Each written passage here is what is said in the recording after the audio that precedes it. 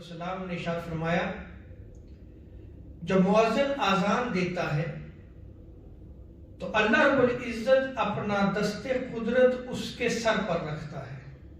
اللہ اکبر. شان دیکھیں اذان دینے والے کی.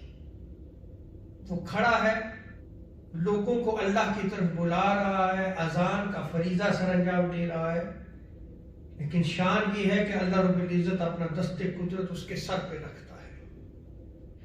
یہاں تک کہ وہ اذان سے فارغ ہو جائے.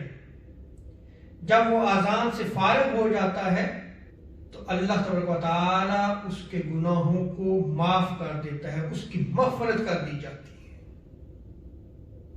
پھر اللہ رب العزت ارشاد فرماتا ہے اے میرے بندے. اللہ اکبر. پھر دیکھیں، یعنی وہ بندہ جو اذان دے رہا ہے، اللہ رب العزت اس کو عبدی، میرے بندے کہہ کے پکار رہا ہے. رب ہو کے اس بندے کو پکارتا ہے اے میرے بندے، تو نے سچ کہا، تو نے حق گواہی دی،